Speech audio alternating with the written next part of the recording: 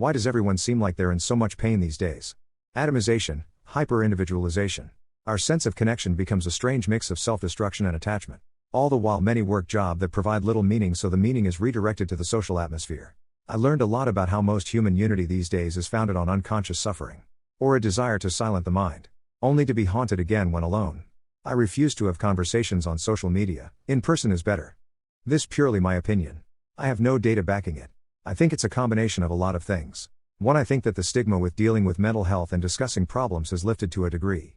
But on another end, I feel there is a bit of a victim mentality that is enabled.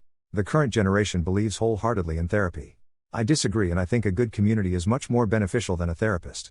I think the key problem is a good community is hard to come by nowadays. My belief is the internet is such a radical change that is difficult for meaningful communities to be developed. A slightly different tack from what everyone else is saying, I think we actually have higher levels of inflammation and autoimmune problems now than we used to. It isn't clear why, could be something in our food or water or some kind of ambient industrial pollutant. But I do think people are actually sicker and in more pain than before. Sometimes the pain is ignored. But when reality sets in, that is chronic, people tend to accept it. And talk about it. Not to get pity. But so people close to them understand they aren't being ignored or neglected. Rather, the individual with chronic pain doesn't have the energy or mental capacity to do stuff. Also, if you have a friend who became an asshole and has chronic pain, chances are is due to the severity of the pain. Do people treat you better when you lose weight? It's not just other people treating you differently. You also have more confidence. You feel better mentally and emotionally. You have more energy. Those things alone create a different atmosphere around you. So, you are different as well, and if you're treating yourself better, you are creating boundaries on how you want to be treated.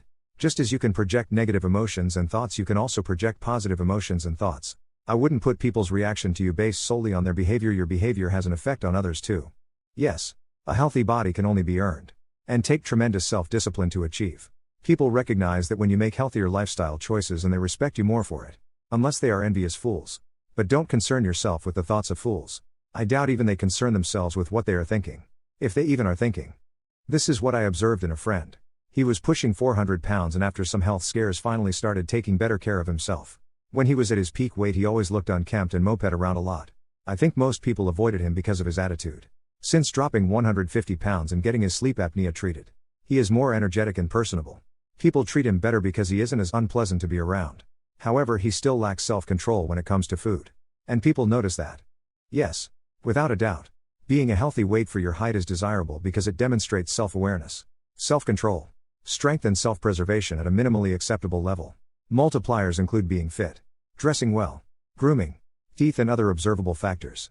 People observe other people and categorize based on appearance, and treat them accordingly. If a guy asks you if he can give you his number, rather than asking for your number, how would this make you feel? I would become more interested in the guy. It might bump him from a to a let's schedule something. The key is that it shows he understands why a woman might not want to give out her number.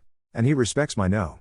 If I choose not to text or call him, he can't text or call me. My no actually means no to him. Not try harder. That's very attractive. This actually happened to me recently.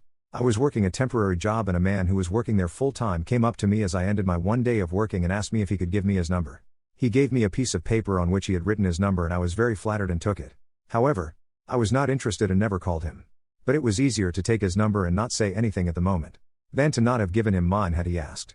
As a female, I've asked a guy if he'd like my number. This way it gives them the ball to play next. They have that choice to say no or choice to take it and politely say not interested. Let's be friend, or even they can feel like they can take that move into a first date. For me, I did it because I wanted to know if he was interested in me rather than to force him into something that came off as one-sided. I agree with everyone else here that said it's more polite, considerate, and gentlemanly. Extra tip, include your full name. Once while working a guy did this. Gave me his name and number. He was 100% not my type, but I was so impressed I looked him up anyways and really considered going out with him. Unfortunately, he had some messy ex drama on his FB for all the world to read. Screenshots of conversations and petty drama. Just stuck. Reading through them his arguments didn't make sense. Really childish. I don't know where he picked up the classy move from. Do women casually suck in their stomachs in public? I'm not a woman, but I subconsciously do it as well. Didn't know I was doing it while scrolling until I saw this. I'm a guy and I do it too. I used to be bigger, not good bigger, and I think I've unconsciously burned it into me as well. It's stressful. I've always done it, so it's just a habit now. It just doesn't feel comfortable to relax it anymore. It's not like it's a self-conscious thing. I'm aware I'm not fat. It just feels better to do. I can't really explain it. Sometimes. At least for me. Especially for pictures. I keep my abdomen toned by keeping the muscles tense. Not sucked in per se, but definitely contracted a bit. I realized about a month ago that I subconsciously do this. Even though I'm a pretty skinny human. Almost like my abs are clenched constantly. After some searching, it led me to stomach gripping and weak diaphragm issues. Maybe worth looking into.